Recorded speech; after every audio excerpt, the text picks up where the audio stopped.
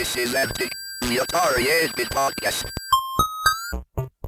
All right, welcome to episode 128 of the ANTIC podcast for, what is this? This is May 2026. And we've got a really news-filled show for you this month. We've got a special guest, Rob McMullen. Hey, Rob, how are you doing, sir? Hey, great. Thanks for having me. And my name is Randy Kindig. I've got our regular hosts here as well, Case Avitz. Hello, hello. And Brad Arnold. Hey, Brad. Hello. All right. Well, there's nothing I'd rather be doing today. It's a race day here in the Indianapolis area, but I'd rather be talking Atari with my buddies, and that's what we're going to do today. So we start off by talking about what we've been up to in the Atari world, and Rob, you being our special guest, let's kick it off with you if you don't mind. Yeah, well, I have to say I've been brought back to the Atari world here recently by stuff that Kay's been doing.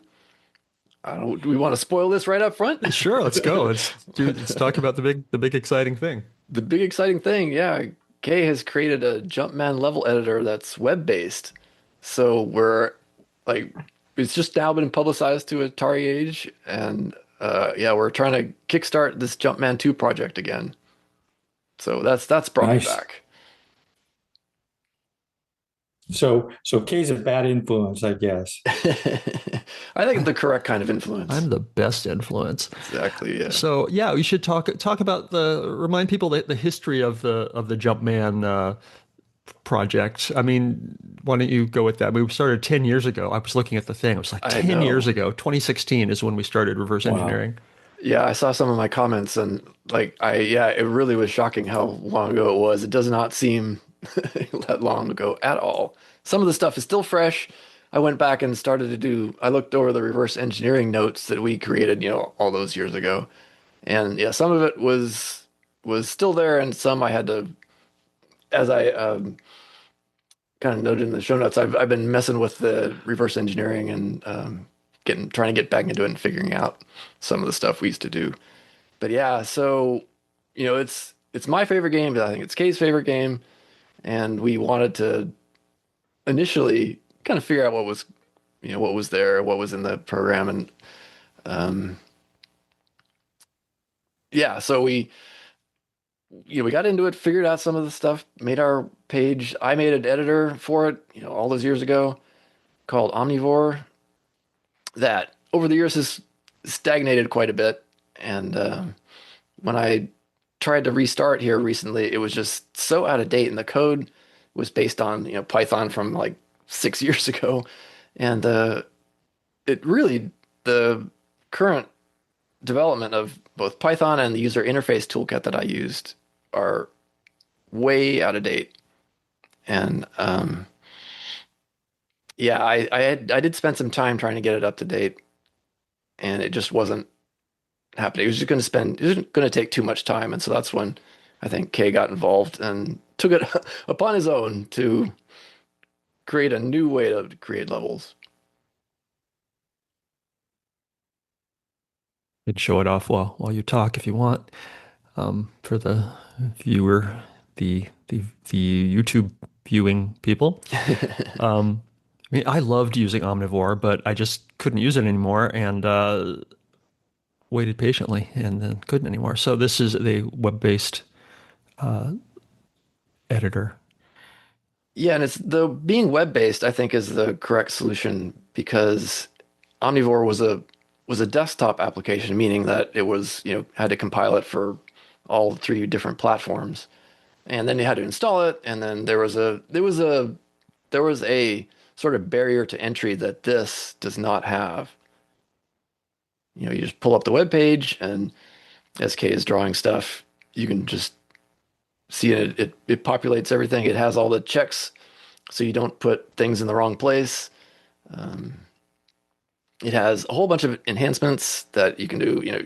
You can do custom code. You can do music. You can create both sounds and player missiles. So it's almost a complete solution. The only thing you have to do on your own is download the image and then test it on your local emulator. Yeah, then I created a level here, and then you can uh, export it as an ATR, and then I will share this other screen here and see if we can make it run. So yeah, I got to drag Rob back into the fun of Atari. Have a very cold start here. It's got a nice interface. Yeah, Is that Windows and Mac, or is it's it Windows if you've got a web browser, you can Linux web anything. browser? Yeah. Okay. Yeah. And then actually I should have done this differently, but I went out of order there.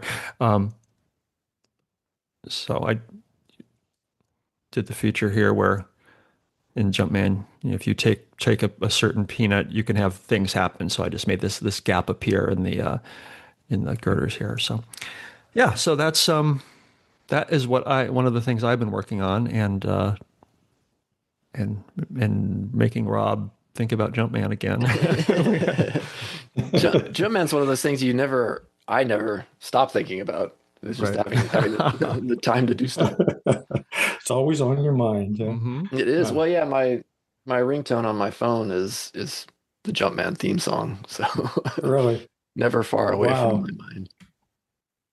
I've forgotten how to Interesting. pause the simulator. It's still beeping at me. I'll just close that. Yeah. What else, Rob? Been up to Well, anything else? And yeah, that's the interesting thing. So Kate getting me back into Jumpman caused me to get into emulators again. And so I think on the last show or 2 shows ago, you had Paolo on for the Oh, mhm. yeah for the Fujisan. So I downloaded that emulator, and that's really great. That It is is. based on Atari 800, which is a cross-platform emulator. And I was the one who wrote libAtari 800 that he used for Fujisan. Oh, okay. So yeah, I love the Atari 800 emulator. It's small and compact and cross-platform, and sort of it has a code base that I was able to understand. But then another emulator that I heard on, I think was the last episode, was the Altirra SDL emulator. Right. And that's another amazing project because Altirra is like super tied to Windows. It's like I had emailed Avery, Lee, like probably a decade ago now, but when I was thinking about writing an emulator into Omnivore, which I did using the Atari 800 emulator. But, Altirra is kind of the gold standard. It's got, like almost cycle accurate like timings for everything. But he said that it was, so tied to Windows that it was really hard to ever port that to anything else. So the idea that, and I don't know who's doing the Altirra SDL emulator. It's I've got it down here. It's a handle I'm not familiar with. I don't know what the gentleman's real name is. Ilmenit, Ilmenit. Yeah, I've downloaded it and compiled it. I've looked at the code. That's an amazing piece of work. The amount to separate Windows code and then use this windowing toolkit. It's called Dear IM GUI. Which is on a totally different UI paradigm. I don't want to get too technical about it, but the Windows UI is like it's called retain mode, and then Dear IM GUI is immediate mode. It's like trying to fit square pegs in round holes. It's very, very different. So it is a great toolkit, but the amount of work that went into that is just astounding. So, but it was cool to see Altirra running natively on my Linux machine. Yeah. So getting back into emulators has been a fun little rabbit hole. And there's been so much going on on the emulator front the last few months for some reason. I don't know why. There's been this huge surge in work on different emulators. So, we're going to talk about another one that's come up recently, later in the show. So Yeah, it's pretty I'm happy to amazing. be happy to be the beneficiary of all the people's work. Yeah, yeah. So since All we've got right. you back into the Atari fold, Rob, when's the next episode of the Player Missile podcast? Yeah, I've never stopped thinking about that either, and I still have. Yeah, I have my big collection of magazines here. I still need computes. If anybody has extra computes, I would take some computes. Um, yeah, I've got a pretty big collection of computes if there's any specific ones that you need. I think I'm missing like most of early '83, which is I'll be picking up January '83.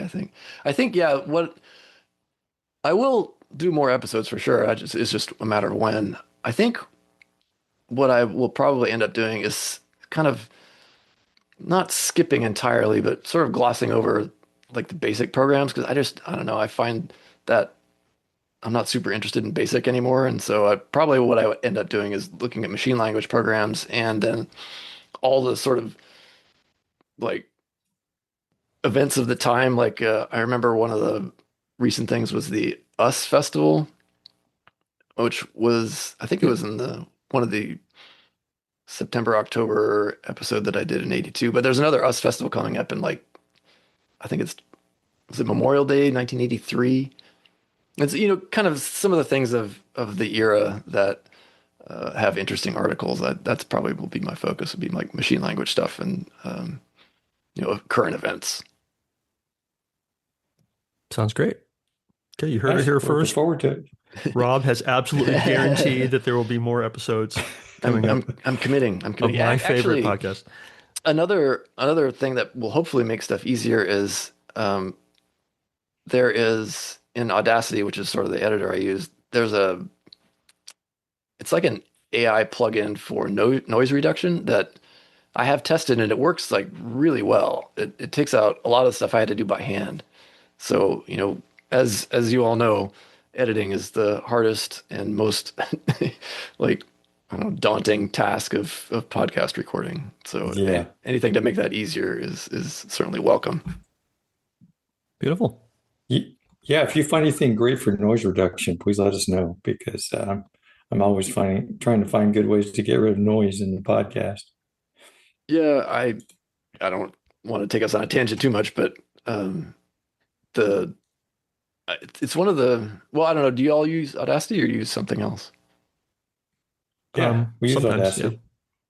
Yeah, have you tried that? It's I think it's an I'll look it up on later on and I'll add it to the show notes. But it's like an Intel for some reason sponsored this plugin that has a AI and there's like three separate AI things that can do, and one of them worked really well for me. The other two didn't. So I don't know. It's worth it. It's worth a try. Great. Okay. Well, please stick around, Rob. We'd love to get some of your color on some of these other discussions that we have, and I think we'll move on to Kay and let him tell us what he's been up to. I have been busy. In addition to the Jumpman level editor, which has been a big exciting project. There's if you're interested in that, by the way, there is a forum on Atari Age, a thread that's more than 10 years old now, where we're discussing it. People hopefully will be sharing levels. Rob didn't say that we intend to create levels and release a new version of Jumpman. That's been our goal all along. Release a new version of Jumpman with 32 new levels, hopefully by the end of this year. So we're going to get working on creating new levels, and hopefully other people will create interesting levels that they built. So yeah, check that out and participate in the Atari Age forum if you want. And yeah, it's exciting. So the other thing is, let's see, I went to VCF East. Went to two VCF shows. The first one being VCF East in Wall, New Jersey. Participated in a podcasting panel, and that was great. There was a bunch of retro computing podcasters up there. We talked about our shows and answered little questions, and it was well moderated. Earl Evans was there, and and he was part of the panel. And we talked about that, and it occurred to me. I told about him afterwards. Like many of the people on the podcasting panel mentioned Earl Evans or his Chicken Missile podcast as like some sort of inspiration, or they got interested in podcasting because of him, or because of retro bits. You mean probably?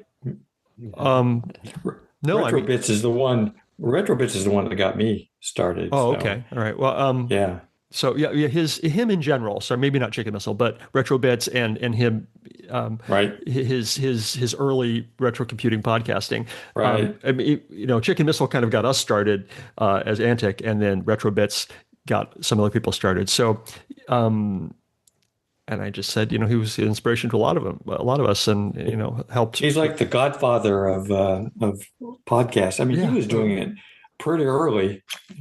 Mm-hmm. Yeah. The godfather of retro computing podcasting, perhaps. So anyway, got to hang out with him and do that podcasting panel. It was great. Spent a lot of time hanging out with Tom Cherry Holmes and the Fujinet folks at the Fujinet booth. They had a table set up with an Atari and an Apple and a TI-99 and I don't know, some sort of British machine. It all running Fujinet and talking to each other, and that was great. Just that was kind of my base. Just kind of hung out there. Alan Bushman was there, scanner extraordinaire, an Atari guy I have known mostly online for many years. I did an interview with him, which will be published soonish. Cool. Yeah, excellent. And. Also hung out with Michael Sternberg and Dan Boris, who are the folks on were helping me on what we're calling Team Zindernoof, which is going through all the software from Robert Leyland. Who did Atari Artist and Koala Painter and other stuff, and Murder on the Zindernoof, and we've been going through those discs, and anyway, so we had like an in-person meeting about where we were with it, and it turns out we are much farther along than we thought. So having the meeting helped, and we're going to start releasing some source code soon, put them on GitHub and Internet Archive and whatnot. So that was very useful. And so that was that. And then the last day of the show, there was like Sunday afternoon, there was a bomb threat, and we all had to leave the facility. And so the whole thing kind of ended with a whimper, but not a bang. Just because like we were all doing the show, and it was, people starting to pack up and stuff. And then all of a sudden it was like, oh, we've got to go. So that was a little weird. But it was a good show, and I had a good time, and glad I went. And then a couple weeks later, I went to VCF Pacific Northwest. Man, traveling man. Well, Pacific Northwest is practically in my backyard. It was a 3-hour drive north to near Seattle. Went to the show very different kind of show than VCFE. It's a much smaller show, but it was a good crowd and a lot of good booths and people showing off a variety of things. Not a lot of Atari stuff specifically there.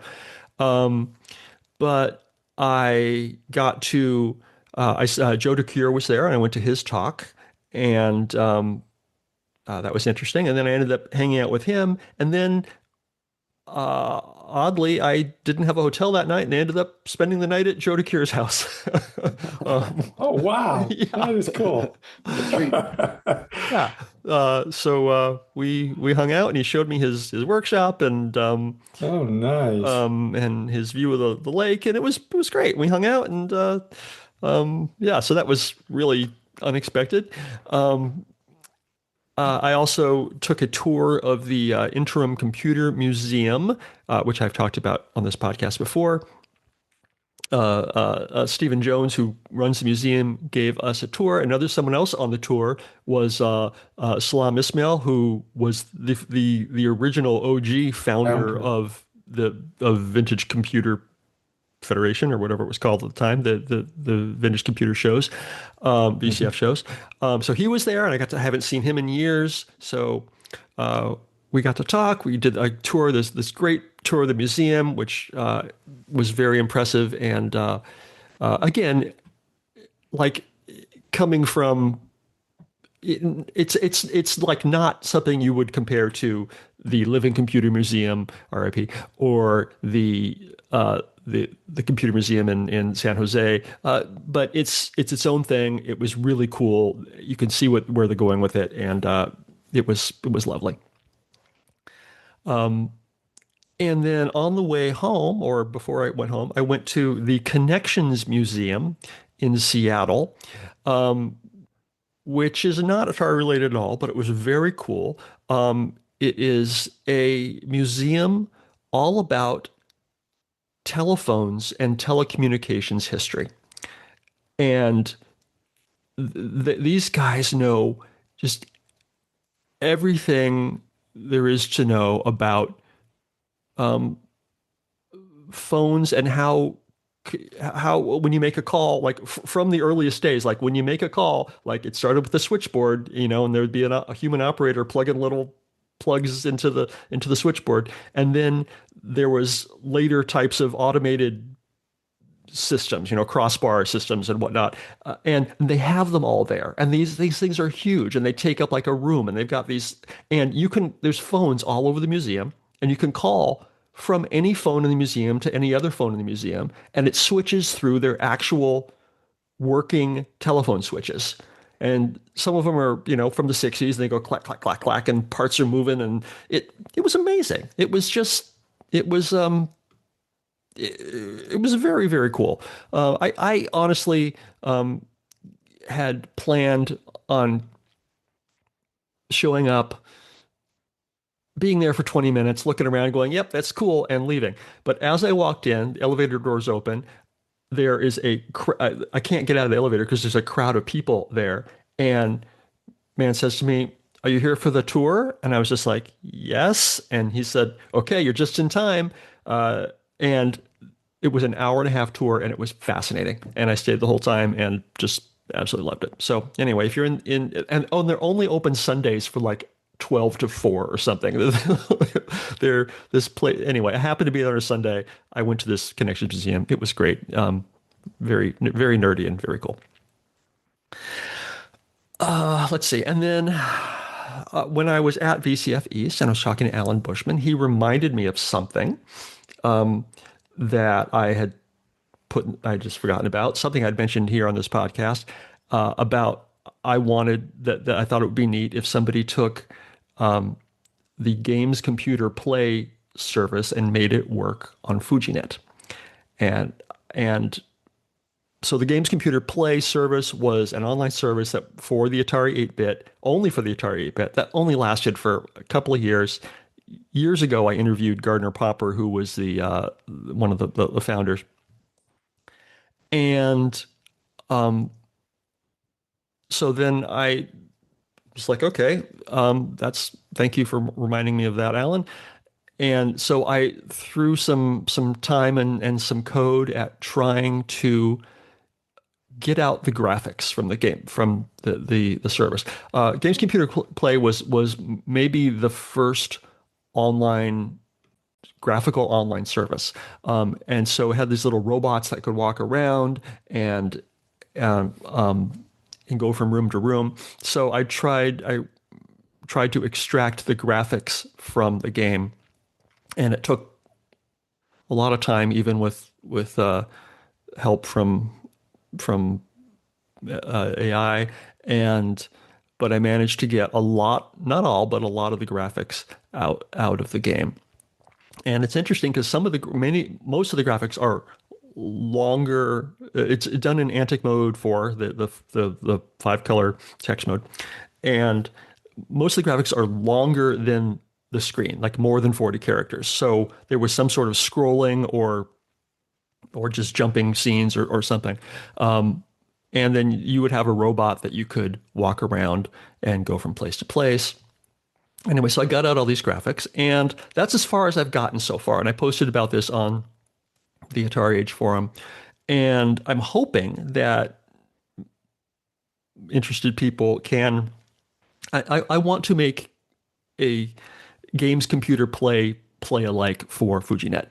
It doesn't have to be. I don't know exactly what the service was like, and hardly anyone ever used it.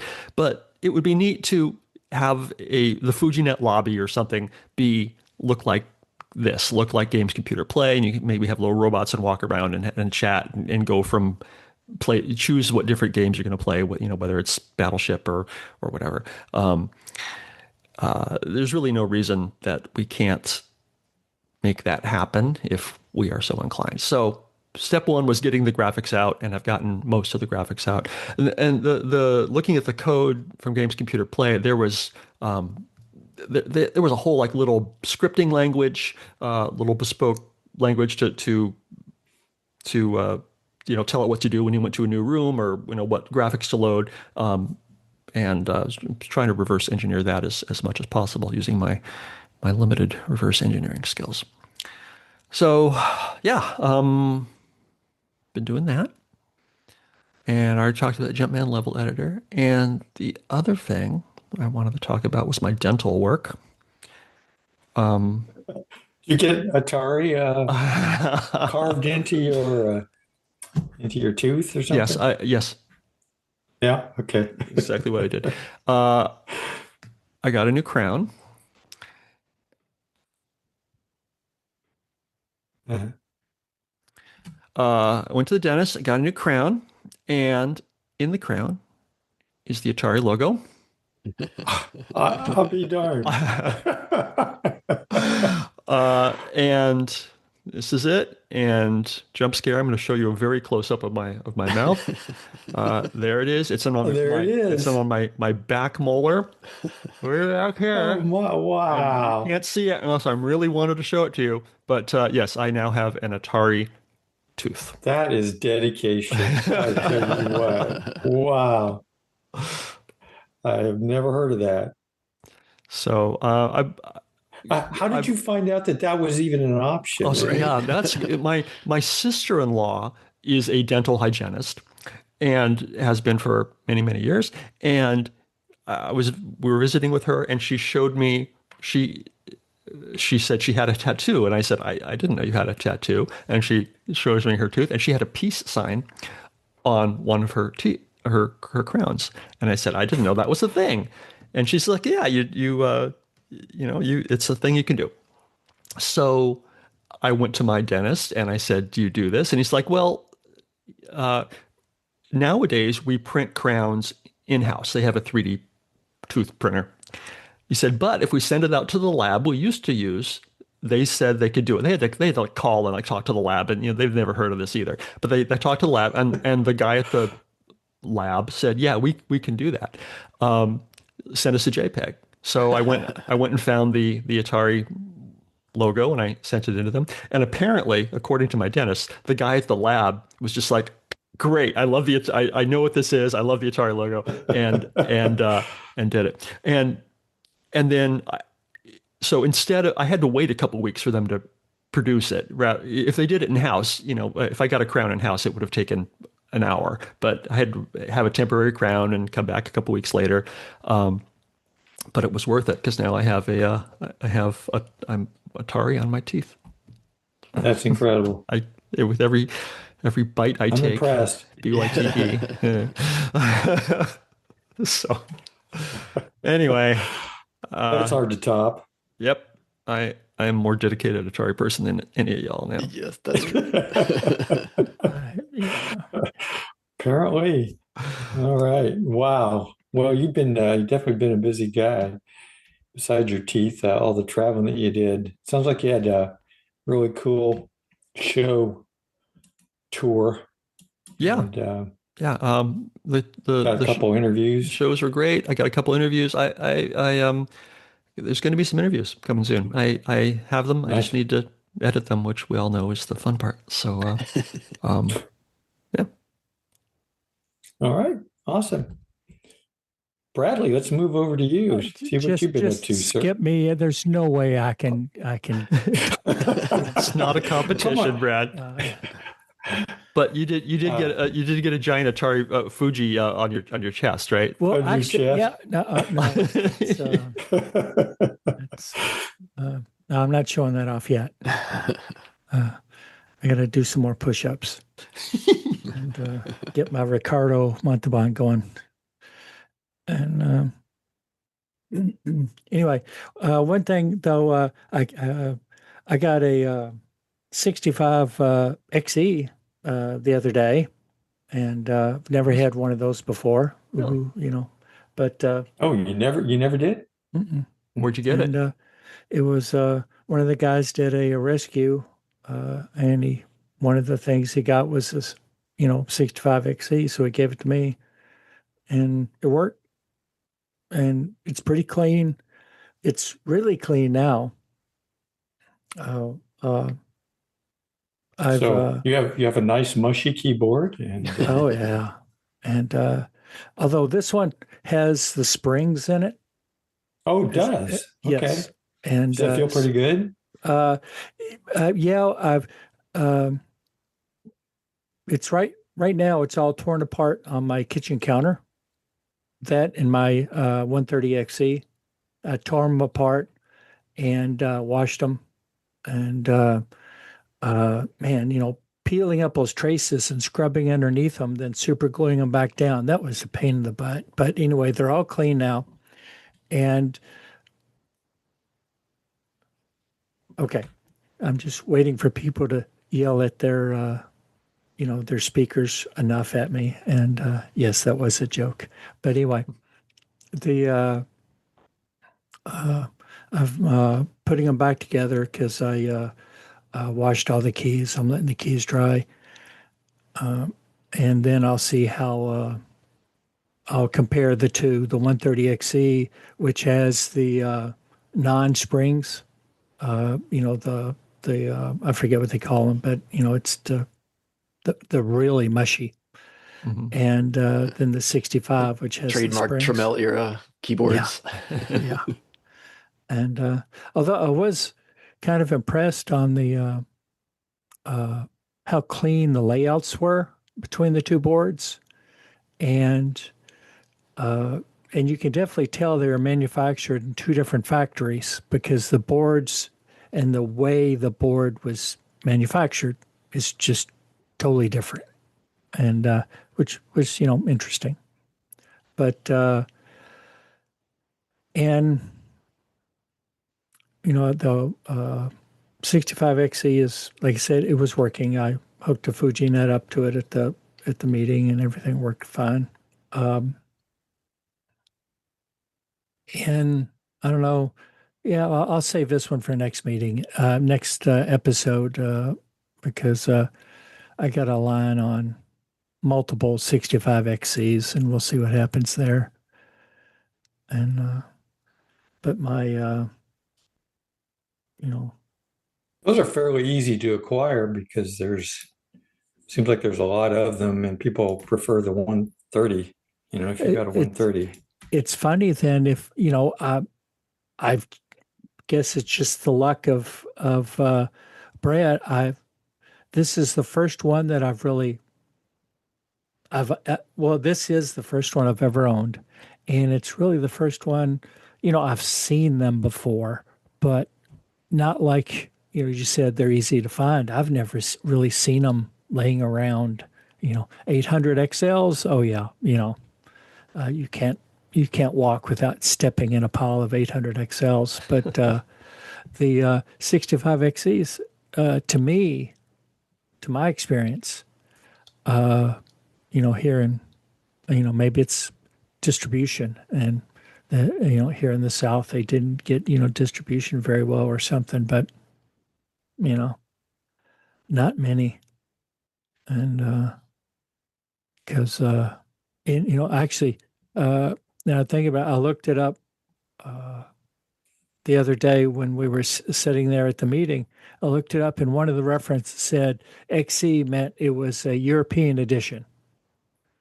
which I found very strange. I think that was a I thought that was the 800XE. 800 well, that's what I was about to say. That I think that was an error in the article. Yeah. Because we looked at the keyboard, and the keyboard was identical to my 130XE as far as the cap layout goes, the numerics and everything. Right. And, but,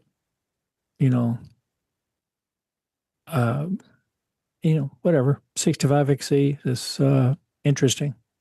And the ports, don't match the 130, which I found surprising. I didn't realize that. So How are they different? I don't it doesn't remember. have the expansion port. Oh. It just has the cartridge port Hmm. because it's the it's the 600 XL, right? Right. Yeah. But it does have a monitor port, Okay. which I liked, and because I promptly hooked it up to my my monitor, and it looked good. They're the same physical size. The 65XE and the 130 they're the same physical they're size. identical. They're almost the cases are almost identical. They probably took the same molds and just tweaked them a bit. And because when I first was tearing them apart, I had to be careful to have my 130 and my 65 on the counter separate so I didn't get the parts mixed between them. Right. Yeah. Then you'd They end were up with close enough. you'd end up with a 96 XE or something. Yeah. Or whatever's in between. Right? Yeah. I don't know. And,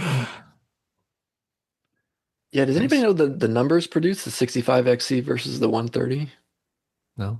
It would seem like the No. 130 would be the more popular one for sure. But Yeah, yeah. definitely. I don't it's know what always- the cost differential was. Yeah, that's just what I was about to say. Though we have to be careful of that because the cost can sometimes drive the Sales. adoption. Sure. And all right, Randy. What have you been up to? Okay. I've just been waiting for you to cue me up here. So VCF Southwest is coming up as we record here. It's coming up this week, starting the 30th. Yeah, starting the 30th in Dallas Fort Worth area. So getting ready to head out there and check out what Atari stuff is going to be there. It looks like there's a really great set of exhibitors there, and the Fujinet team will be there as well. So I'll look up Tom and the team, and a lot of good talks going to occur there as well. My wife and I are getting on the train this week and heading out there, so should be fun. Looking forward to it. Beautiful. Never been to Southwest before. So I'll report on that next show. Beautiful. And the other thing was, and this is, you may have seen me look a little puzzled, Kay, when you were talking about Team Zindernoof, Mm-hmm. and you were talking about Robert Leyland. Yeah. Because the other thing that I had planned to talk about was the fact that I picked up a PowerPad, a Chalkboard PowerPad, which I know you did an interview with Robert some time ago. Yeah. And he programmed Atari Artist, Koala Painter, and Micro Illustrator Mm-hmm. that work with the Chalkboard. The Chalkboard software was a variant of that. It was all the same software, for the Koala Pad and for the Atari Light Pan. It was all the same software with minor tweaks. And yes, the version for the software that came with the Chalkboard PowerPad was another version of that created by Leyland. That thing is huge. It's a Isn't that huge? It's like Yeah. if you took a Koala Pad and just like It's multiplied like it. It's like size of three or times as four. wide. Yeah, that's like physically intimidating, that thing. So Does it work? Because I will say that in Michael Sternberg and I both got a Chalkboard PowerPad a few months ago in order to test the software, the source code, and neither of our PowerPads worked. And They didn't work at all? right. Yeah. No, It's like, I well, I mean, tested it last you could touch night. the screen, you get like maybe the cursor would like glitch back and forth, like it's sort of, but no, you couldn't draw. So does yours work? So it works, but it's not ideal. I mean, you have to touch kind of hard. Mm-hmm. There's some sample basic programs that came with the Atari programming kit Mm-hmm. that you could get for this, and they allow you to like the first program, you can touch somewhere on the pad and it'll tell you the coordinates of it. And there's another one that will there's just several little utility programs like that, and it'll work, but it's not very smooth. I mean, you have to press kind of hard, maybe tap kind of hard. I don't know if there's any sort of cleanup that you can do with these things to make them work better, but it definitely does work. It just doesn't work great. Okay. I think ours are like further along the line of where yours is going. Like we'll say yours is like, degrading, and the ones that Michael and I have are degraded. So I think something inside them dies over time.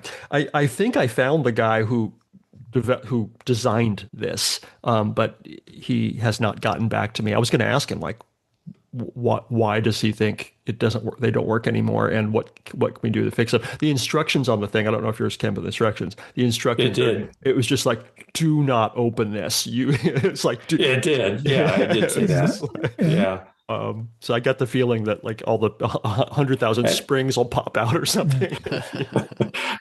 Yeah.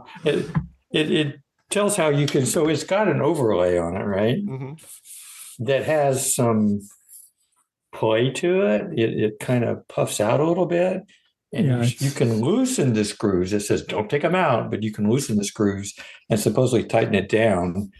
And I did that, but it didn't really tighten it down very much. The thing is just monstrous. It's been fun to play with. Like I said, I did prove that it works. I was going to try it with the Atari Artist and Koala Painter, and see if it worked. Yeah, I don't remember. It might work. Your XY might be reversed, or but it should work on some level. Okay. I don't remember. Yeah, I'll have to try mine. I've got one in the basement. I'll have to. Yeah, but we did. But do you? Yeah. Oh yeah. Try yours too. We'll have a PowerPad club, and we'll. Yeah. You can't find much information online about these things. They didn't. I don't know how many they sold, but they're supposed to work with the Commodore 64 and the VIC 20, Apple II, and the IBM PC as well. Now, the connector I got was the one for the Atari and Commodore 64. And so joystick they plug interface? into the joystick port. Yeah. So it plugs into the joystick port. You can see the cable here. It's got the joystick connector on one end, and then it's got like you can see that. RJ11. It's like a phone connector on the other end. They give you a really long cord, which is nice.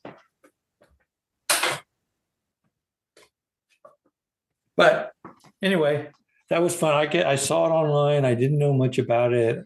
It was actually pretty inexpensive, and I thought, I'm just going to grab it to play with it. Something to talk about on Antic. Sure. Yeah. Fun. So, and somebody needs to roll the dice and take theirs apart and see what happens. Yeah. See what's in there.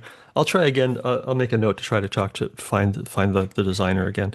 Let's see if he wants to talk to me. But you can actually find like just the pad that doesn't have any of the software or anything with it. Mm-hmm. Probably pretty cheaply if if somebody wanted to actually take one apart and not worry too much about it. Yeah. But this was a boxed version, and I still got it pretty cheaply. Great. That's about it for me. eBay or where did it come from? Yeah. Yeah. Yeah, I got it on eBay. Nice. All right. Well, let's move into the Atari news. We've got a lot of happenings Mm-hmm.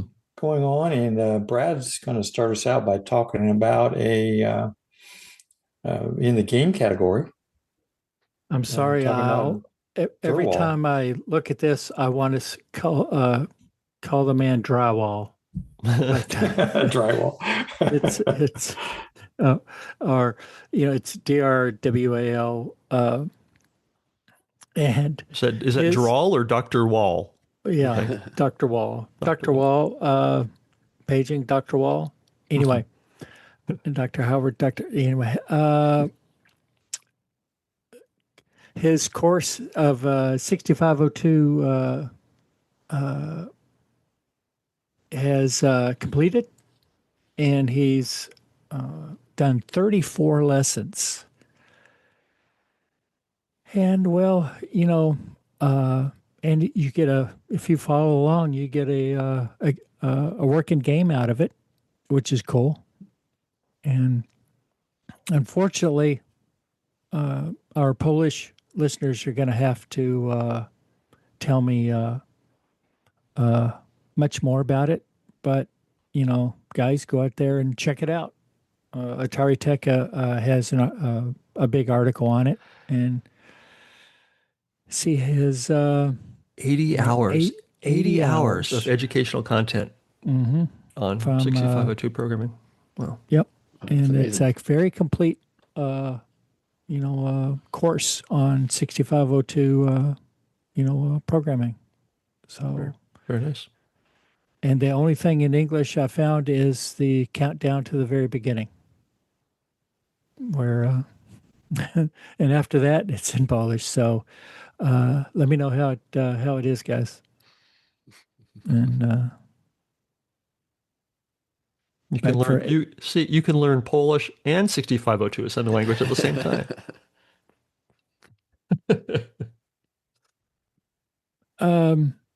yeah, let me know how our Polish speakers can let me know how that goes. All right, moving on. So we've got a new version of Tetris out called Tetris VBXE. Once again, it's from the Polish programmers. This one by Tomasz Biela. Of course, it uses the VBXE, so you've got extended color palette, you've got greater resolution, and in terms of gameplay, the game features a simple and functional control scheme.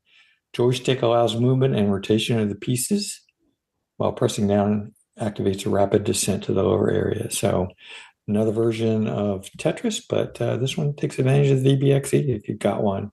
Seems like there's more and more stuff coming out that works with the VBXE and taking advantage of the improved graphics that you can get. Yeah. Yeah, Kay's got it up there on the screen, and you can see it in action. Very nice. All right. Also, there's a new game called Las Vegas Video Poker by Ditto. 100% built utilizing Claude AI, and it's a nice little version of video poker if you like poker, which I do. I have to play poker, and Nice. check it out. Little graphics, little cards, very nice. Cool. And, Brady, you want to talk about the next one? what's that? You want to talk about the next one? Yeah. If you want a text adventure in the Scott Adams style of his line of adventure games, there is a they call it the Scott-free adventure editor, and now they have a Atari interpreter for it, so you can create the text adventures, and then write those up, then run them on your Atari and give them out to the Atari world. Nice. And Scott Free is a cute name. yeah, and the It is indeed that. I love that name. All right, let's move into new and updated software. So we've been talking about emulators a little bit with Rob, and here's another one. I'm really excited about this one. This is a really cool. It's called Pocket Fuji. Last episode, we talked about the fact that there was a Pocket Fuji built for Android. And now Andy Diller has created one for iOS.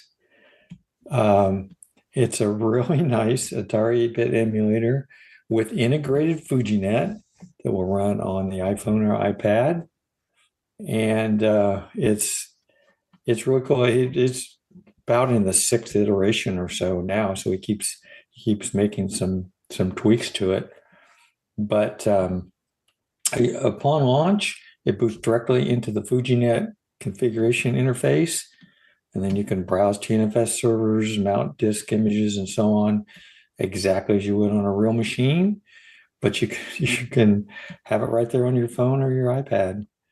It emulates the 800XL. It does support multiple machine types. Yeah, so Kay's got it. Booting into Fujinet there on screen. Yep. There's the standard it goes straight to the Fujinet interface, and then you could just like hit L and go to the lobby. And the first thing I did with this was go in and play some of the Fujinet games, the Battleship and things, and it's just like you got an Atari on your phone, man. That's amazing. Yeah. That what this allows me to do, I've been talking for some time about wanting to be able to categorize or document all of my collection, but I wanted to use an Atari computer to do it. But I couldn't figure out, if I'm at a show or a flea market or something and I want to check what I've got and what I don't have, how am I going to do that? Well, this kind of answers that question. I mean, I can use a real Atari or an emulator to input all the data, use whatever database software I want, and then I could bring it up. As long as I've got the data in a place that I can get to it from the phone emulator as well, I could just bring it up on the phone and see what I've got. Wasn't Wade working on some like Fujinet enabled database thing? He's got Fuji, what's he called? Fuji Cube something. Cube dot. Yeah, Cube dot. And then he wrote several applications that utilize that. Yeah. But this is even easier, right? I mean, as long as you can, I could probably run my own TNFS server or something and store. Right. I mean, you could run FujiDo on your Atari on your phone and keep your reports, in your. You mean Pocket Fuji? Pocket Fuji. Yeah, Cube dot. Yeah. What I think what Rob was saying is you could use one of Wade's programs as your database running on your phone. Yeah, or even connect to it through Fujinet. Yeah, and Rob, you're right. I know that Wade was working on actually building a program in CubeDot that for this very purpose, for documenting your collection. But I haven't heard anything from him for a while on that. I don't know where he stands. Anyway, this is really cool. Pocket Fuji. Andy Diller, great job with that, and should just keep getting better and better. Yeah. Last I checked, I might be wrong on this. Last I checked, though, it's still in beta, so you have to have the pre-flight or whatever it's called testing thing and test flight. But if you ask Andy nicely, he'll let you in, and I suppose soon enough it will be public, just available in the App Store. Yeah, exactly. Okay, I think you had some sort of follow-up to that. why did they put this here? I saw on Atari Orbit that there is, they did a neat article about something called VBXE term, which allows full ANSI graphics on the Atari. It says Brad Colbert has been working on a new project for his VBXE enhanced Atari, an ANSI terminal using VBXE's output as a real full terminal experience. So this allows you to see, full color ANSI graphics, like if you were using a PC on a BBS back in the day. And 80 columns, looks like colorful and very pretty. And I don't know, I like it. There's so many colors on a VBXE. Like it still doesn't look like an Atari to me. It's like that's too many colors. Right? Yeah. Yeah. So apparently, it's still very early, but looks like a neat idea. I like it. And also maybe related. This is just like a hint, just like a teaser that I found in a couple places, and I don't think it's Saw this. I don't think it's really there yet. But someone has announced King DOS D/OS, a modern OS on retro hardware, and Raj S. Magdula.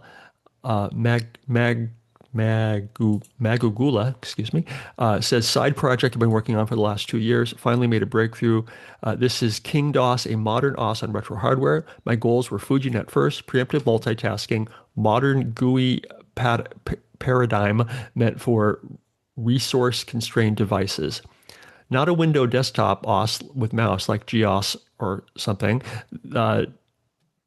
D/OS stands for Dock OS, patterned after iOS or Mac OS-like experience. The GUI is meant to be a pleasing, even in black and white, on an HDMI connected to an Atari 80-column text without special hardware. SHA-256 security via Fujinet, as well as network and everything. CC65 development SDK, so third-party developers can develop for it. App key when I get to it. And so there is just a couple of tantalizing pictures of a neat little operating system. There's a shell. There's a basic graphical interface where you can click on like editor and terminal and settings and things. It looks like simple. It looks like if you're using like a Palm OS device or something, just like that sort of interface.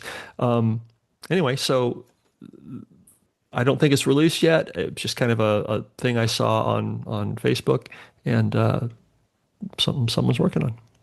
Yeah, it seemed like it was kind of a teaser, and I haven't seen much activity on it since it was first announced. But it would be great. I think it looks awesome. Mm-hmm. Also from Tom Cherryholmes, this is very recent. Just came out this week.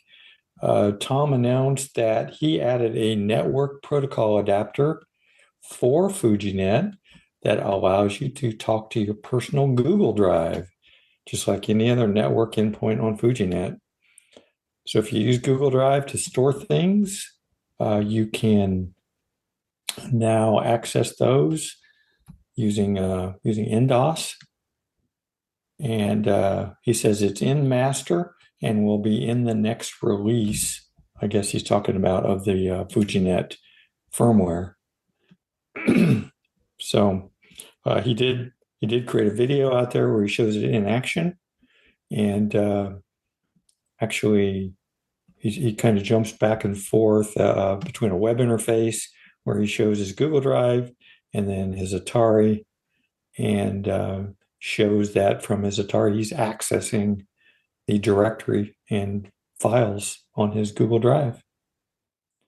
I think that's just fantastic. Tom's a genius. That's what I told him. That was my post. Is Tom, you're a genius. That's great. Super useful.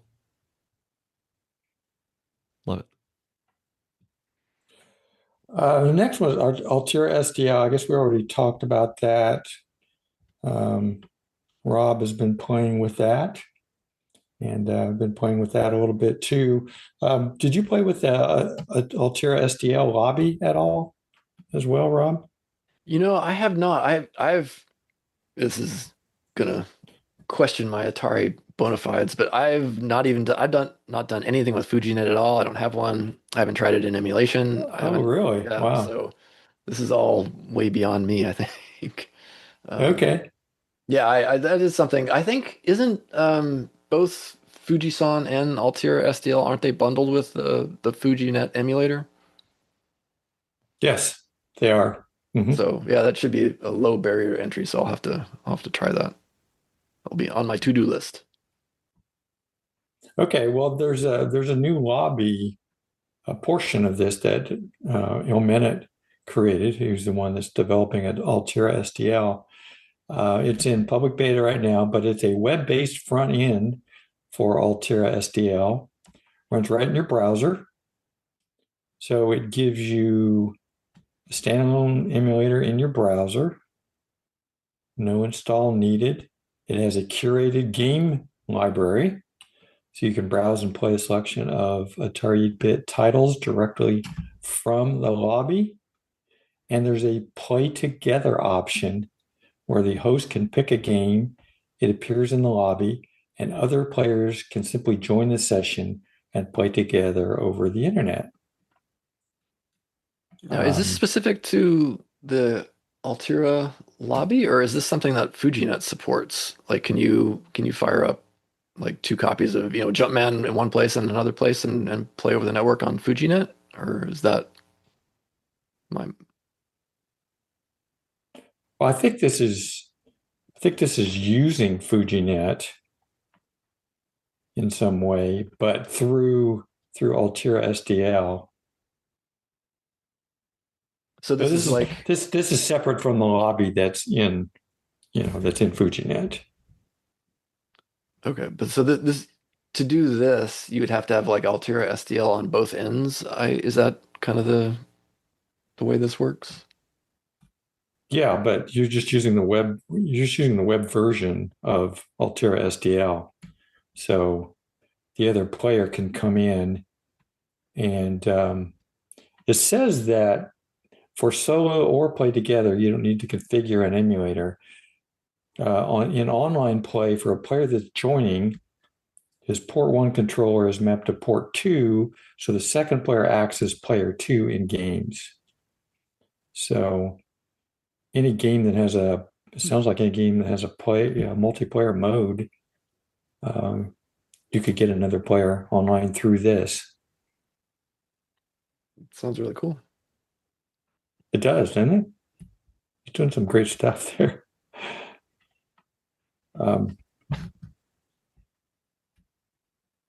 Something else I wanted to mention in terms of Altirra and Altirra SDL. To me, this is kind of big. I don't know. I don't know how much actually been publicized or how much people have actually used it. I like to believe that this came about because of a suggestion that I made. I was looking for ways I wanted an editor that would actually do, autosuggest so that as you're typing your program, it would help you complete the command by giving you hints as to, what would go next. And, that's a common feature in modern editors, code editors.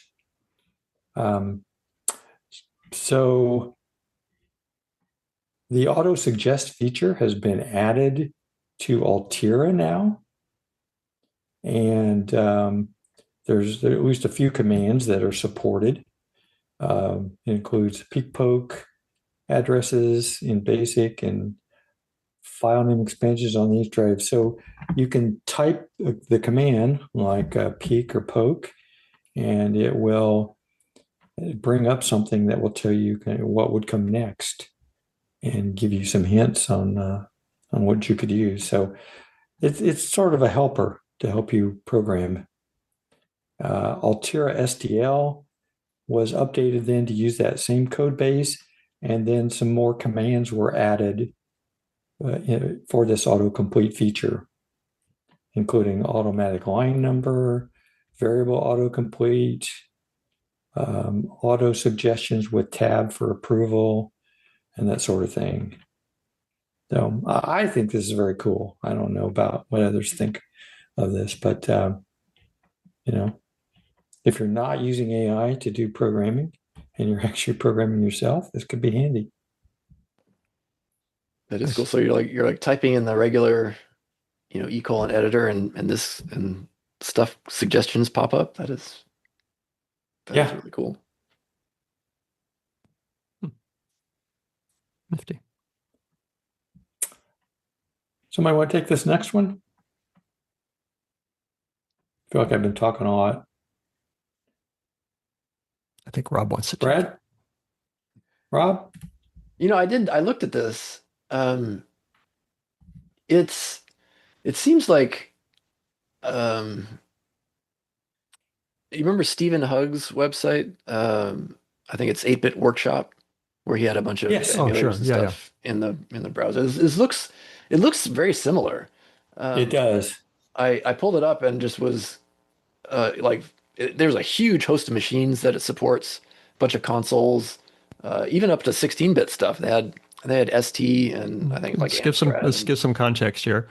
It's called TRSE. Now in your browser, no install, no setup, just retro coding.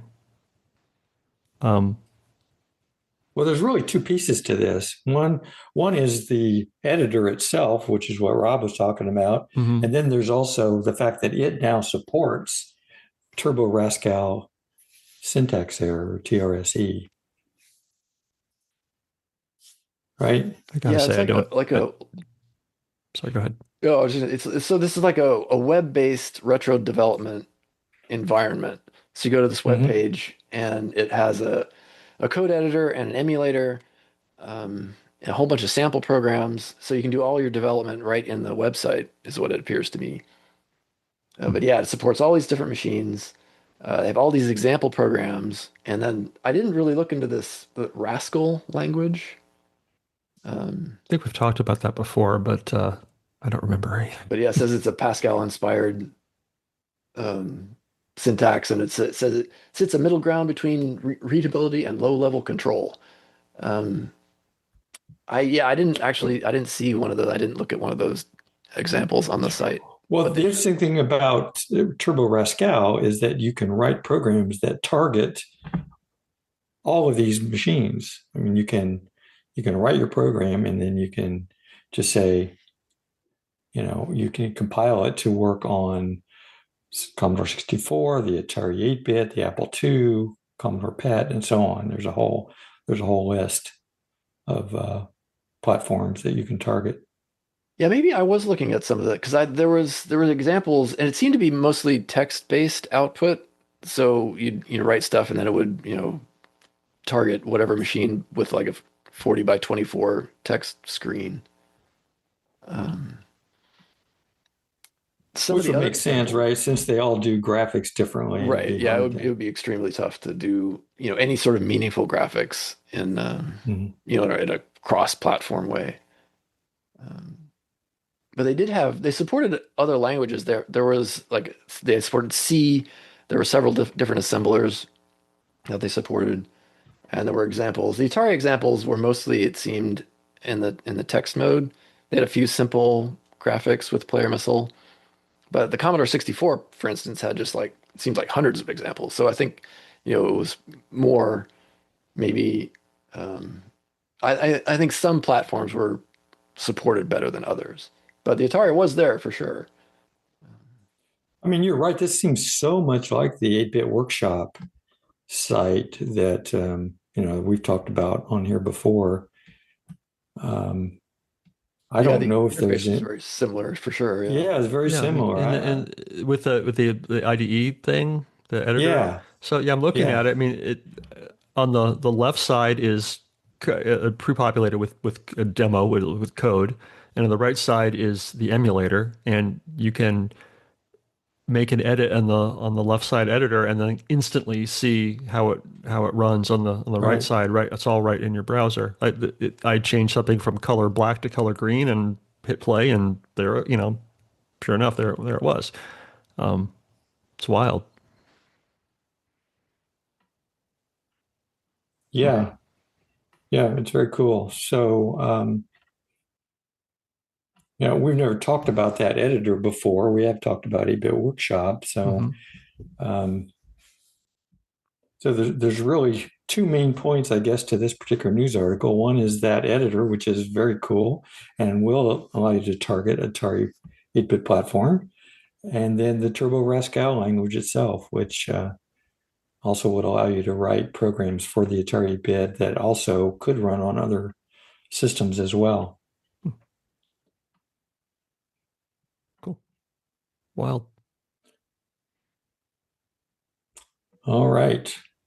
Next up, Brad, you want to talk about the AI trained with Atari BASIC? Have you played with that at all?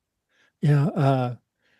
Well, it's programming stuff, and that's generally not my forte. So I looked at it though. So and I can read, or though maybe I should have an AI do that for me. And the AI trained with Atari BASIC. Atari Techa has a article on it that they've used the Google's Notebook LM with Atari BASIC, and there's some discussion at the Atari Online forums too. But it says using Google's Notebook LM, the AI model was fed with knowledge from Atari BASIC programming books. The result is a publicly available LLM model that redundant that understands how to program in this language for small Ataris. It's very helpful for playing with the language, and being publicly available, you can interact with it with no charge. And someone has created. Oh no, that's the person's name, is Atari Puzzle, who took it and created Castle Quest, a space-themed. Wait a minute, this is confusing. From a space-themed variant to. Thought you said you could read. Yeah, no, obviously not. Either that or I am an AI, and this is what you get. Mm-hmm. Mm-hmm. Which is actually probably closer to truth. But Atari Puzzle created a game called Castle Quest. And they talk about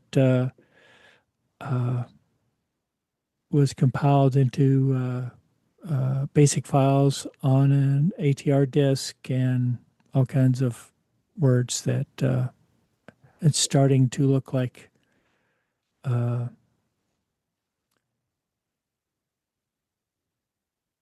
well, it's starting to look like it was written by AI. So, but It could have been. I don't know. yeah, because it's like I don't understand a lot of programming, but anyway, the word soup of the Yeah, it's kind of the article's kind of a mess. I don't know if it's just because it's translated from Polish or because it's translated from Polish AI. Yeah, and so yeah, and I'm trying to read it, so that's probably makes it even worse. But hey, so I went to the LM thing, and I just said how to enter ANTIC mode 4 in Atari BASIC, and it spat out a little thing that seems to give a reasonable explanation of how to do it. You can see that there's quite a few sources that were input to this AI to give it context for things. So yeah, you would hope it would be able to do something like that. Yeah. it doesn't, then Okay. yeah, well, something else to play with, Mm-hmm. and That's right. more AI to train, because the AI training project that they tried, well, was it a year ago, 2 years ago? Kind of ran into too early in the AI curve. Oh, I when guess. when folks were playing with it on With- the ANTIC Discord, you mean? Uh-huh. With Jason Moore. Yeah. Yeah. So Yeah. what happened with that? It was just too not ready yet. It seemed like it. Nothing Yeah. really happened with it. Yeah. Yeah.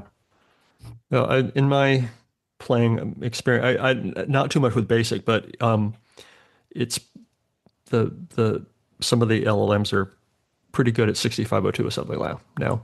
Um, in my doing my Jumpman stuff, in Jumpman, the game Jumpman Junior, unlike Jumpman where you can play random levels and whatever, Jumpman Junior is meant to be played starting at level 1, and if you succeed at level 1, you can go to Jumpman to level 2, and if you see, so it's, I don't remember his like 10 levels or something like that. Some of the levels I've never seen because I kept dying before I got there.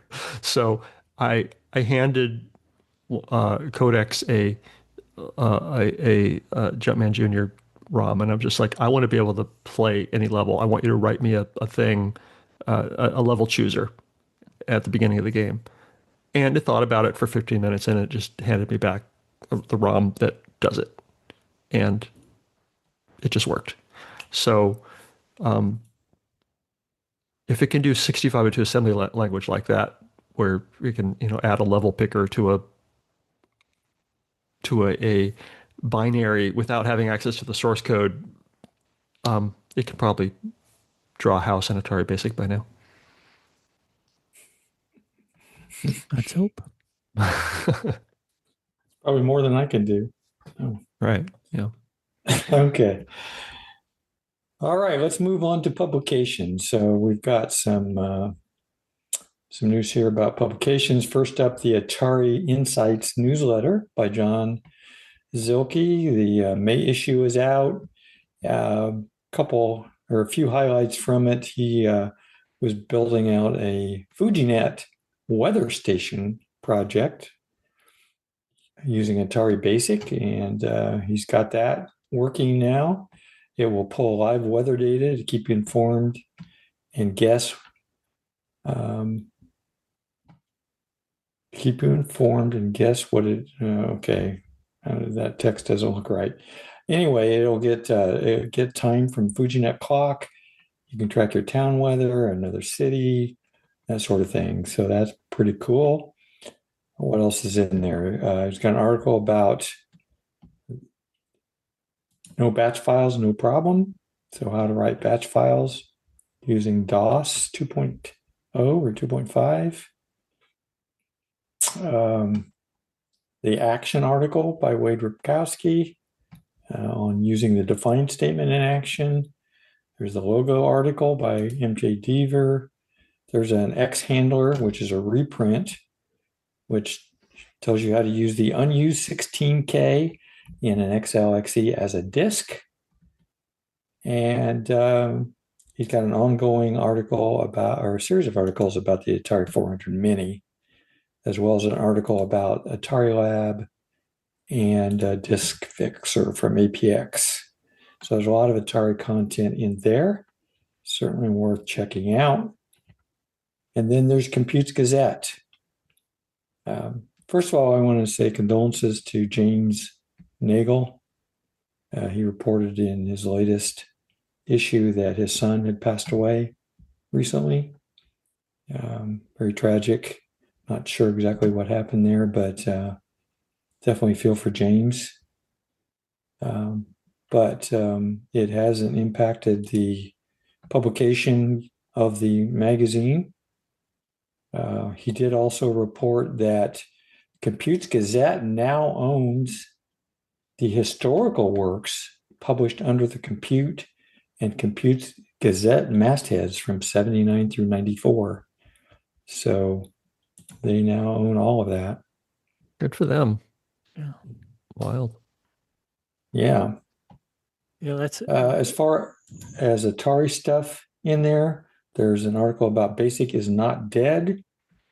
There's an article on game cover art for the 8-bit. There's a review of the game Trap for the Atari. The Atari Outpost article by Jerry White. John Zilke from Atari Basics, as I just talked about, is joining the Atari staff and is going to be writing the Insight Atari column now, which is a new column for the magazine. That'll have news, tips, and programs from across the Atari community. And then Tom Cherryholmes has his ongoing articles about writing Fujinet multiplayer games. And this one is writing the Fujinet Battleship client. So lots of Atari content in April's Computes Gazette. Very nice.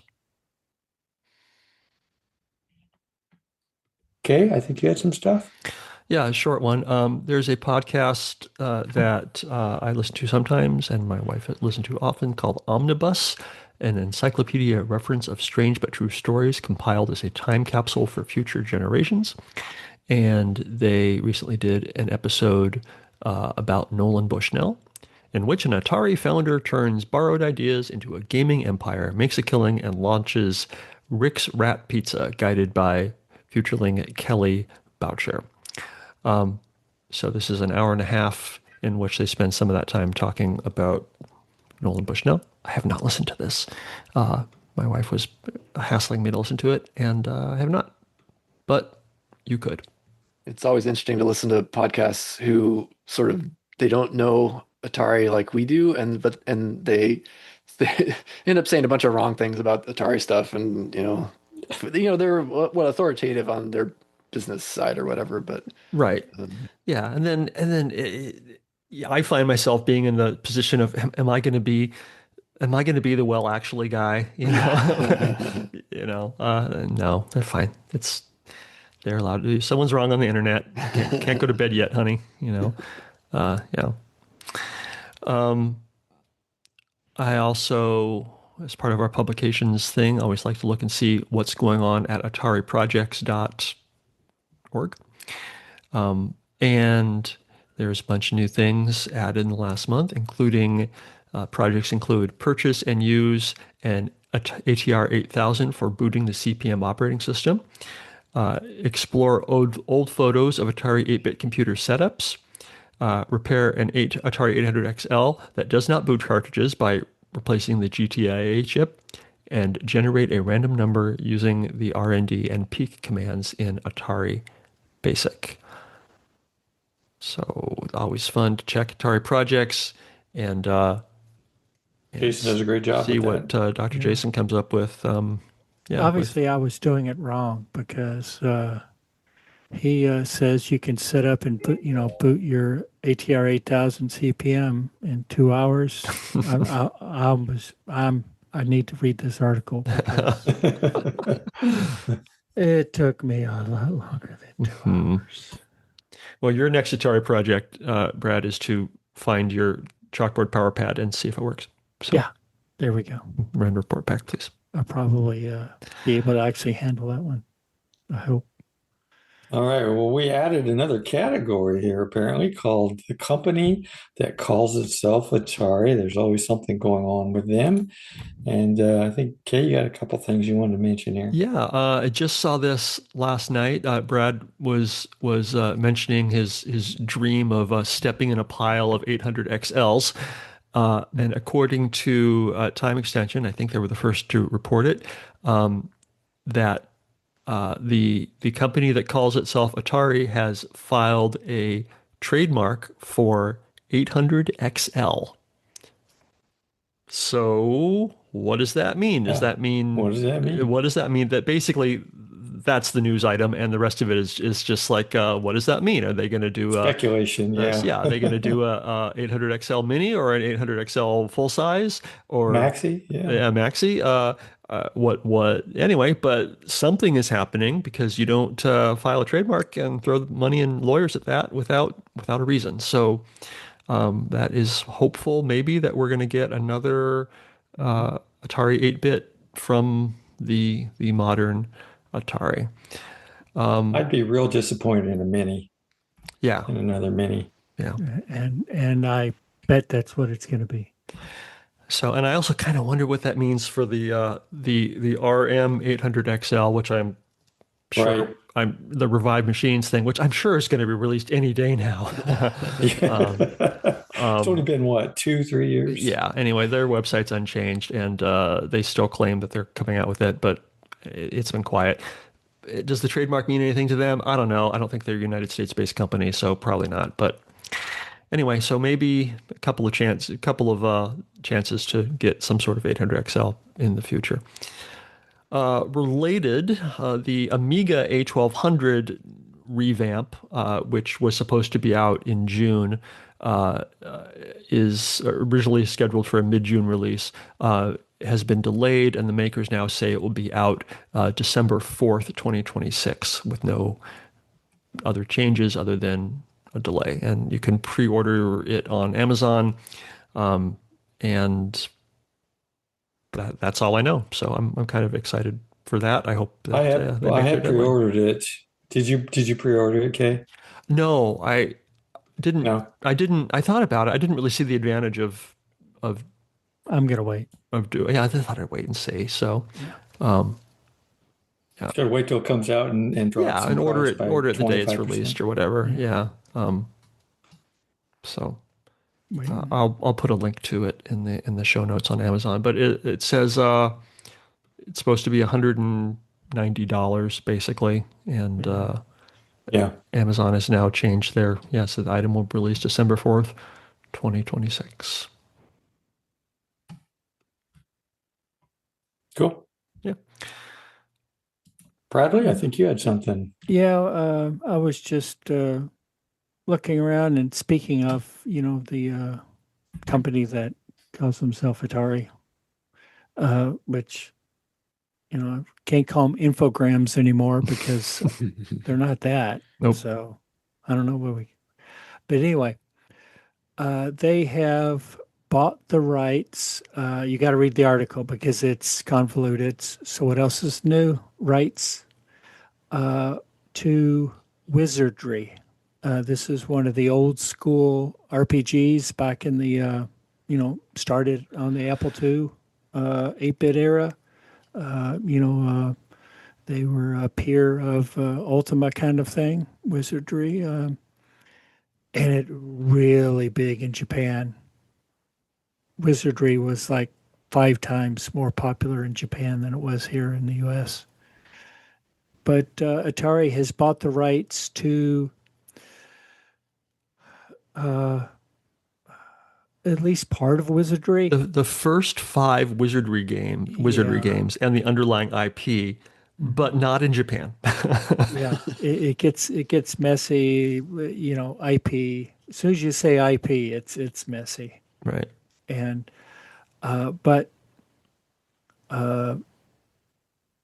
and I just found it interesting that Atari bought the rights to this game that was here in the U.S. It was predominantly known as an Apple II game. Mm-hmm. Mm-hmm. And they've had versions of Wizard, and there's a lot of them. I didn't realize there was so many iterations or Wizardry games. There's a lot of them. And they've come out from pretty much on every platform known to man. Well, except the Atari 8-bits. There was no Wizardry on the Atari 8-bits, which I actually thought there was one, but nope, there wasn't, as far as I know. So, which obviously we know if the Apple II could run it, the Atari could run it easily. Yeah, it wouldn't And, seem there would be any technical limitation because it's not at least the original one certainly is not a graphics heavy game. It must maybe just the disk space, because we had 90K disks, maybe they couldn't do it without shipping on, yeah, 14 floppies or something. it something. Probably, uh, well, the first version we know is the guys who wrote it. They had an Apple II. They didn't have an Atari.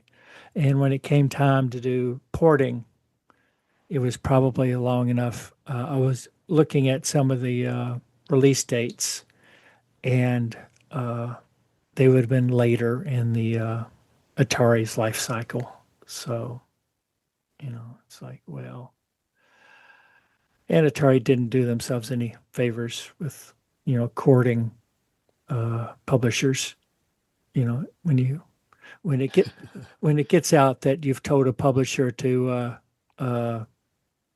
take a hike, yeah, That should be like the subtitle of Atari. It's like did everything possible to alienate people. yeah.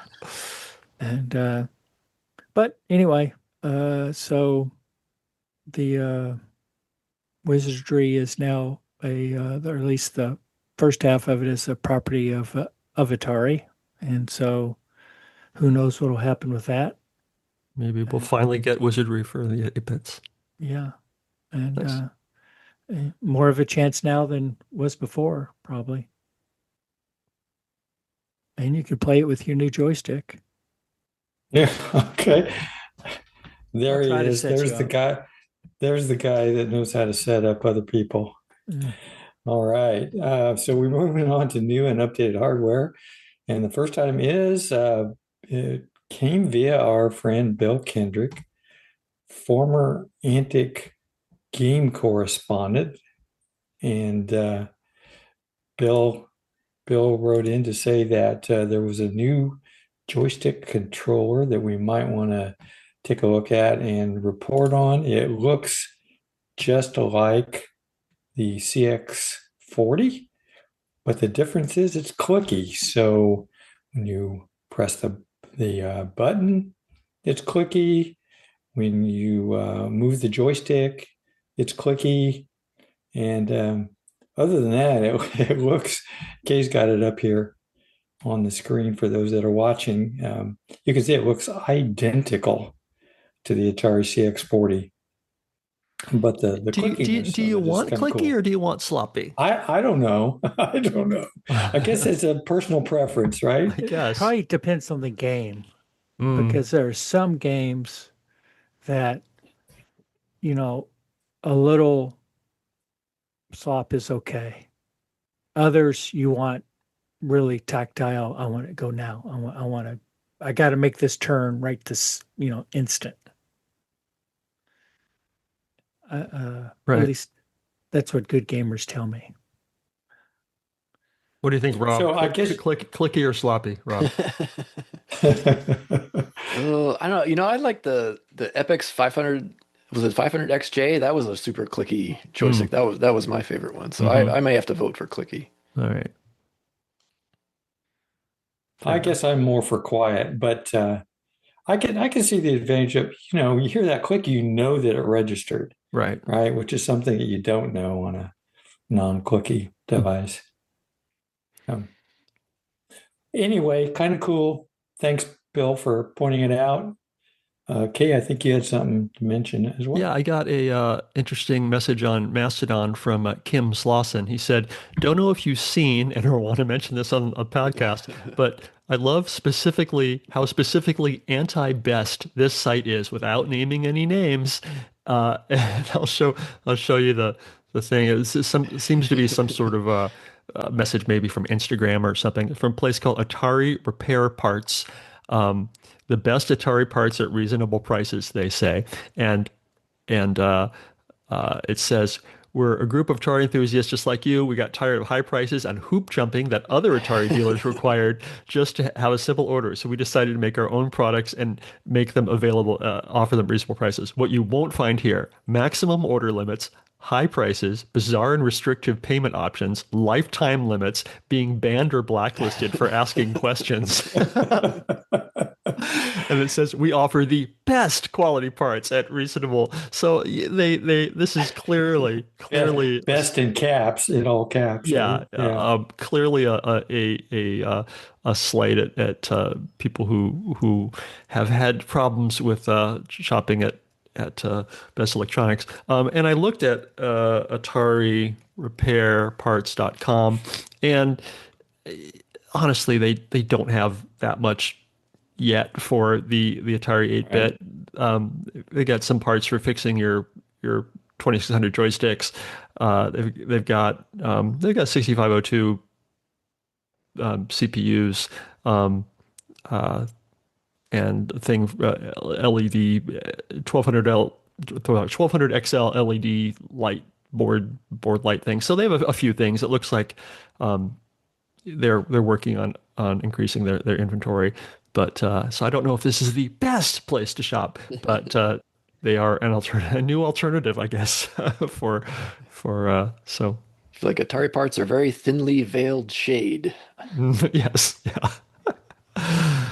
So thank you, Kim, for sharing that news. All right. Well, let's move into the other category. Mm-hmm. And Kay, you're first up here. I think you had something you want to mention. So this one, this is vague, sort of Atari related, and I had trouble with it. It's called the Virtual OS Museum. It's gotten a lot of buzz in the last few days. It's a virtual museum of operating systems and standalone applications running under emulation, implemented as a Linux VM for QEMU, VirtualBox, or UTM. And it emulates everything from early mainframes to home computers, including Atari 8-bit, Commodore, Apple II, that sort of thing. But I think what it is, the real benefit here is you can do Multex and CTSS and VAX VMS and really obscure stuff, Smalltalk environments and BIOS and Newton OS and stuff. Apparently more than 250 platforms, and there's all these screenshots. I tried to install it, and actually, I got it downloaded, and I was confused right from the beginning. I did not understand how to get it properly installed on my Mac, and so I walked away and gave up. So it was too much for my level of interest and patience, but it does look like a really nice way to emulate / simulate / whatever a whole lot of different operating systems. If you just want to do Atari 8-bit, there's easier ways to do it for sure. Right, yeah. Yeah. Anyway, so. But wow, yeah, like lots of nostalgia hitting me right there with some of those screenshots. Yeah. And so some of them are nostalgic and some of it are just like, oh, I've never heard of or seen this thing, So, yeah. So anyway, it is Virtual OS Museum. Worth checking out if you're a certain kind of nerd. All right, cool. So you want to talk about Club Med and Atari? Sure. I always want to talk about Club Med and Atari. A new article that you found, Randy, at Retroist called When Club Med Met Atari. And it is I'm sorry, I'm just looking at it without sharing it this time. I'm just like, ooh, look at the pictures. When Club Med Met Atari, and it has nice pictures, and it talks about the history of Club Med, and then getting into their partnership with Atari that started in 1982 when they decided to have an Atari village at certain Club Med's locations. They tell the story. I don't really know how much they've drawn from my work and scans, because I did all the work and scans on this a few years ago. But yeah, neat little article. Anything you want to add about this, Randy? No, I just thought it was a really cool article. I knew that you had done some At work. Club You had Med, you can water an interview skill, with Linda Brownstein play tennis, some time ago. Yeah, she was in charge of that project, and or sail, so yeah, windsurf, or play volleyball. and At Club Bob. Med, you can exercise everything, Sorry, I've got including Bob Kahn, the right not to exercise. interview him. So any- yeah, so I'm sorry, it's playing a Club Med commercial at me, and I can't think. So yeah, neat little It's article a about that. long article. Mhm. I was surprised that the work you did wasn't referenced, honestly. But Yeah. it's It's certainly a fine. piece of history. It's certainly a piece of history I wasn't aware of. Yeah. All right. So I didn't know we were going to have a new section called the company that calls itself Atari, but so I put this in the other category. But they're now offering a couple of smartwatch bands.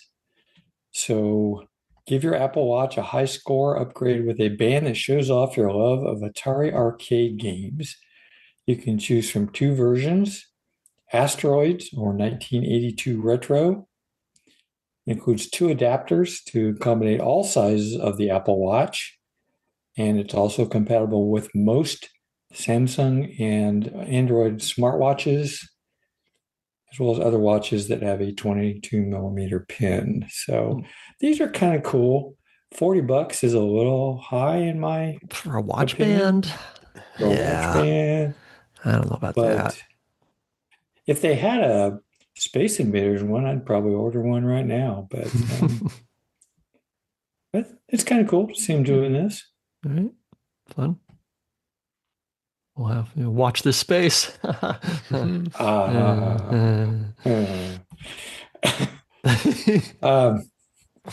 Also wanted to mention there seems to be another Atari sales and service option. Well, we should really organize the show notes and move things around. This almost makes sense. I just talked about the other place. Yeah. Well, this is for sales and service though. This is for the computers. Yeah, actually getting them serviced or buying a system rather than buying parts. A8 Renegade posted on Atari Age that he's opened a new Shopify store. He offers repairs of XL and XE systems, upgrades, and modifications. He has many different systems for sale. He even has 1088 XEL boards, a 600 XL, 576 XL remake, and so on. I guess he does sell some parts. He has an AV breakout board, some Pico carts, and he says he's going to be adding more to the site. Over 50 Ataris from the 400 through the 130 XE. So there's another option. I personally don't have any experience with a Renegade, so I can't tell you whether they do a good job or not, but I have seen a couple of good reviews. Atari's 576 XE new custom system built in 130 XE factory case. So it's got a new motherboard in it, but it's got an actual real 130 XE case. Wonder how squishy the keyboard is. Yeah, good question. All right. Well, welcome to the family, A8 Renegade. It's great.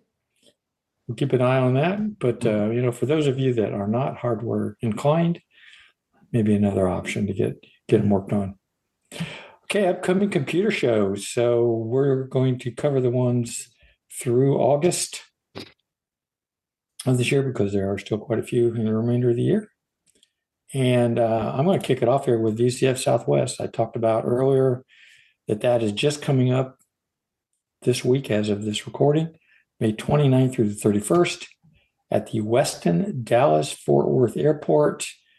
I would be happy to give autographs if you're going to be there.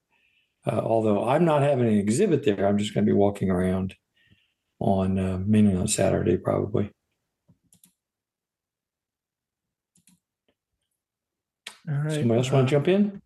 Retrofest 2026 is May 30 to 31 in the Steam Museum of the Great Western Railway in Swindon, UK. Nice. Rob, make yourself useful. Read a thing.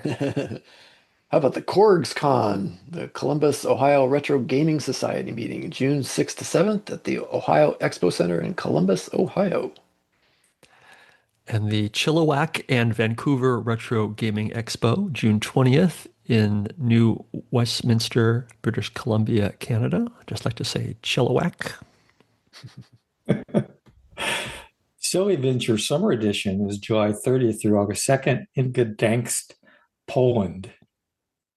Which is more fun to say, Gdańsk or Chilliwack? Ooh, I don't know. that's a tough edition. That's ooh. But the Southern Fried Gaming Expo with the Vintage Computer Festival Southeast is July 31st through August 2nd in Atlanta, Georgia. The Long Island Retro Gaming Expo is August 7th through 9th at the Cradle of Aviation in Garden City, New York.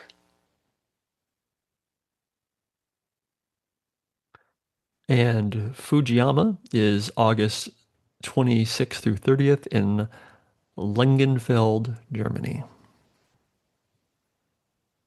It's a lot of shows. Okay. Plenty of shows to get to. Mm-hmm. Next, we're going to jump into YouTube videos. Actually, we've got several here, but I'll try to run through it fairly quickly. I did find an interesting video from We Fix Stupid Computers. See, I was offended right from the beginning on that.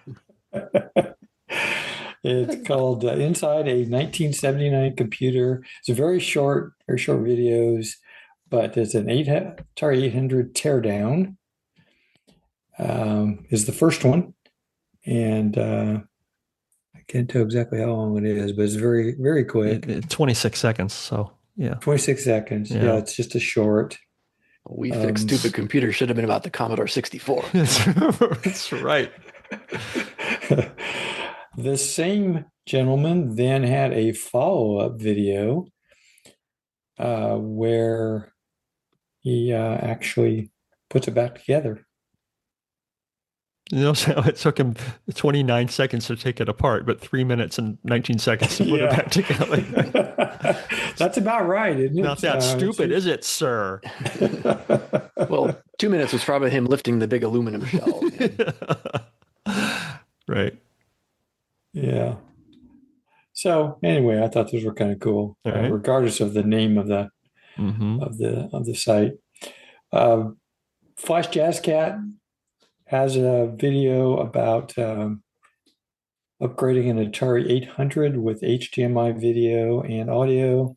He puts an Incognito, a Super Color CPU board, a Sophia 3, and a Pokémax 4 into an Atari 800. So he builds out a very, very nice Atari 800. Nice. Beautiful. Yeah. Fujinet Go 800 for Android.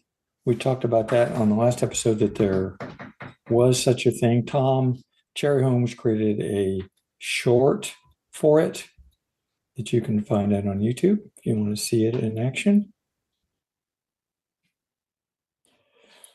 And finally, on an earlier episode, we talked about an app for Fujinet called Fish, which is a shell for finding and loading files from TNFS servers. So it will provide a searchable index of files available across a public pool of TNFS servers, allowing users to search, browse, mount, and run images through Fujinet without having to remember server paths. Gentleman by the name of George Agenda, I don't know if that's his actual name or that's the handle anyway, create a video on using that. It really is pretty cool. You can set it up as an alternate config for Fujinet so that when you go into Fujinet, it would go there instead of the standard Fujinet interface. And I didn't even know you could do that you could set up a different config file. And I actually asked him how you could do it. Were you guys aware that you could go to a whole different interface if you No. wanted to? Mm-mm. Yeah. But you have to do it from the web version of the Fujinet config. You can actually set up a different config application there. And so the next time you boot up Fujinet, you could go into Fish instead of going into the standard Fujinet config file. Man, I really have to experiment with Fujinet. Yeah, is the Fujinet experience on the emulators pretty comparable to? Absolutely. Oh yeah, it's identical. Yeah. Yeah. Oh, great. Okay. Yeah. I'm gonna. That'll be yes. Add that to my list of stuff after Jumpman. I think Jumpman's got to come. Oh, cool. Great. Another 10 years. All right. Yeah, right. Kay's got quite a few items here about stuff happening at GitHub. Yeah, it seems like tis the season for people to get down to projects. We're going to do GitHub stuff in roughly the order that I understand things. We're starting things with I can explain them, and then we're going to get to things where I'm just like, I have no idea what this is. First, and these are all things they found on GitHub that they may be released, they may be just someone's personal project, your mileage may vary. First of all, we have something called A8 Revs BBC, which is a port of the BBC Micro Revs disk version to the Atari 8-bit. Now, I did not know what that was, and Revs apparently is a racing game originally for the BBC Micro, a Formula 3 simulation. So basically, it's a first-person racing game, and it looks like someone is working to port that to the Atari 8-bit. That could be fun. Next, we have VGAR, Very Good Atari Remote, a PC Atari 8-bit game loader and control system for use with Atari 8-bit hardware. A Python program that acts as a front-end loader for Atari 8-bit games and other software using Respect, and a USB SIO device to allow loading of the software directly on Atari. Very Good Atari Remote. Next, we have DarkZil, a compact ZIL-based framework for building old-school Infocom-style text adventure games using Atari 8-bit systems. I guess this is different from the other Scott Adams-like thing we talked about earlier. So this is for creating Z3 text adventure games, which is one of the earlier Infocom formats, with special care for running on Atari 8-bit computers. It's intended for compact, old-school interactive fiction, dungeon crawls, sword and sorcery adventures, Procer experiments, and Infocom-style games that should remain compatible with constrained 8-bit targets. This is only a couple weeks old. Seems like an interesting project. Then we have something called Atari 8-bit ANTIC Switch, which is a prototype of hardware. It uses two 245 transistors and holds reset on either ANTIC to disable them. Isolating the control signals may not be necessary, but doing it just in case. So now we're getting into the ones where I'm like, okay, I'm not sure what we're looking at here, but some sort of NTSC/PAL switch. That's what they're doing. Okay. And in the middle of, I sort of understand this category, is something called Savo, a repository containing documentation for the Savo project for the Atari 8-bit computers. And what is the Savo project? Savo is a connector board with the audio-video output of the Sega Saturn, which is mounted inside the RF modulator. Savo boards prevent the computer case from being drilled, open, or cut when new audio-video signals are added to the Atari microcomputer. Savo is compatible with any Sega Saturn cable by using the Saturn Mini DIN 10 jack. So that's that. Now, finally getting into the category of what I don't understand. What is this? We have something called Atari is All You Need, It's an Atari 8-bit implementation of Dave Plummer's PDP-11 implementation of the original ATT-N/11 paper tape is all you need. A single layer transformer with self-attention trained and run entirely on an Atari 8-bit computer, written in C89 and compiled with CC65 targeting the 6502 processor. I hope this is interesting to somebody. I don't understand what that is. And something called Atari MLP, multi-layer perception that runs an Atari 8-bit computer, ported from Exortran by Damien Borel. A 241 multi-layer perception MLP. That's the perceptron trained to learn the XOR Boolean function ported to C for the CC65 cross compiler and compiled to run on Atari 8-bit computers. I don't understand what this is. That means nothing to me. I have no idea what that is. And finally, something called Atari Hopfield, implementation of a Hopfield network for the Atari 8-bit computers. A small Hopfield network demo.